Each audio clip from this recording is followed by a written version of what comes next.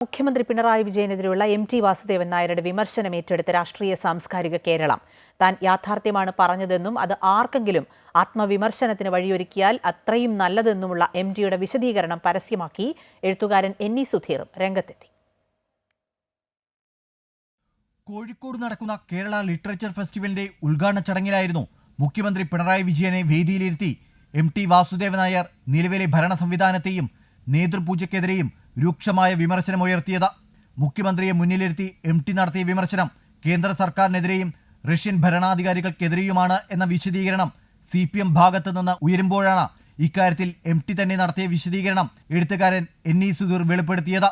എം.ടിയെ വീട്ടിൽ ചെന്ന് കണ്ടപ്പോൾ KLF ഉദ്ഘാടന വേദിയിൽ ചിലത് പറയുമെന്നും എല്ലാം വിശദമായി എഴുതി തയ്യാറാക്കി വെച്ചിട്ടുണ്ടെന്നും എം.ടി. പറഞ്ഞിരുന്നു.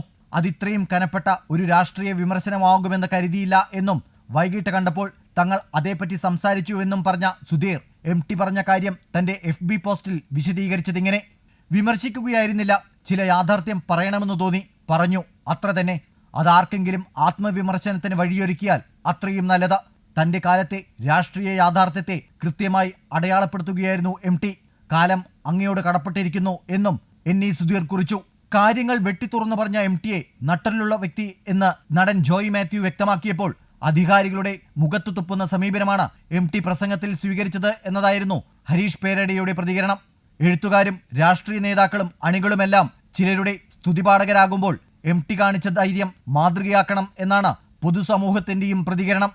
അമൃത ന്യൂസ്, കോഴിക്കോട്.